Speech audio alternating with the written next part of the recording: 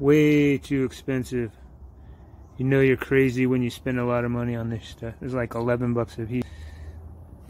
I'm gonna tell you 6 ways to eat a mango, I guess. I'll show you the first one.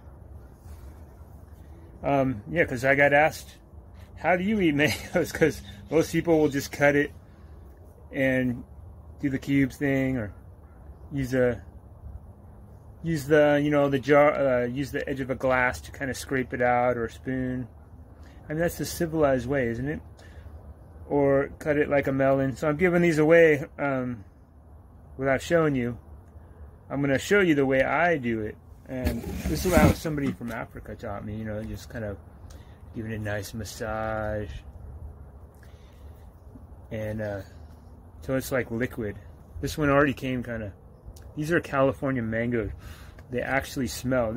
I smelled them when I walked in the door. These, like the imported ones, they're all hot water treated. You can't even smell a thing. Like, they lose their vitality. That's why I spent like 11 bucks a mango just for this California grown Valencia Pride from Wong Family Farms, wongfarms.org. So I'm going to show you when this thing gets relaxed. It turns into like a water balloon.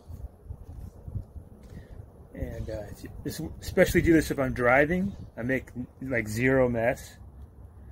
I'll just like have my bowl there where I can just like throw the peels while I'm driving in traffic and be like, hey, I got my mango. So this is my first bite of Valencia Pride mango. And not necessarily a bite, because look at it. You pop the top. And just drink the mango and squeeze the whole thing right out. And then clean the seed like a popsicle while I'm driving. Pull it out with my teeth. Spit it into the bowl. And then, you know, I can just squeeze out the rest into my mouth. And then I can just clean it out, and without making a single drip on my hands or anything on my on my clothes. I'm an expert. After 20 years on a fruit diet, I'm an expert fruit eater. And bam, there it is. Well, I did get a little on my hands, but not much. I just like wipe it off with my rag that I keep next to me, and toss that. And let's see if one of these is ripe. I can give you the next method. Because like sometimes, like you'll want to make a salad or some kind of mango salsa or something, and you want to like put that in there. So you just want to use your knife, and you don't want to get anything on your hands. But then I'll just, you know, you can cut the cheeks off and just squeeze it in, like squeeze it in the blender or squeeze it in the sauce or whatever. Some people like to cut it up all nice and beautiful for their kids and make chunks, but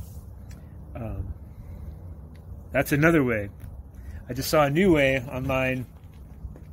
Instead of cutting it from end to end, just cut it across the middle. I'll show you.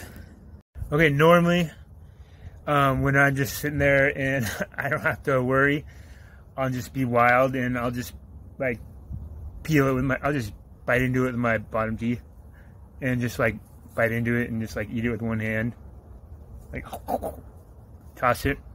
Some people do have to be careful because mangoes are related to poison oak. There's urushiol in the skin and they get a rash all around their mouth, and mostly everyone's affected by some level. Like your throat, you can be like it can burn your throat if you eat too close to the skin. It's like mostly in the skin, but it's also in the sap, like coming out the end and stuff.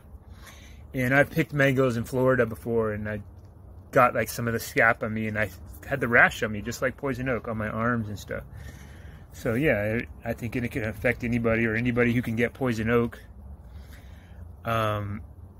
So people think that they have this cool new way of eating mangoes I was going to show you, but it's actually too civilized for me, but I'll show you.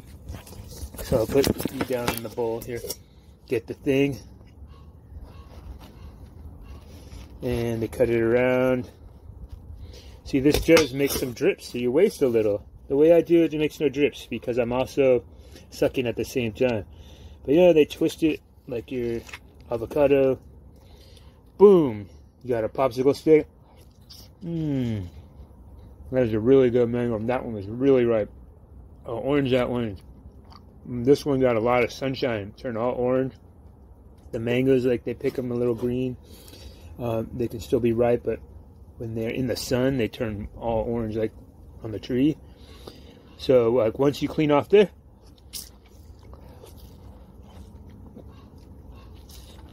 just in, and well, they do it with their teeth. That's not a hard pit, though. Our pit is not hard, so I can't really twist that one.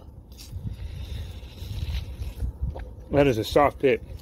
But the idea is you can sit down and eat it with a spoon now, so it's all prepared for you to be civilized and eat it with a spoon. People think that's like so civilized, but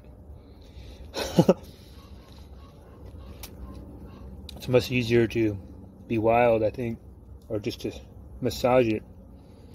And let's see, when the next ones are ripe, I'll get the next ones.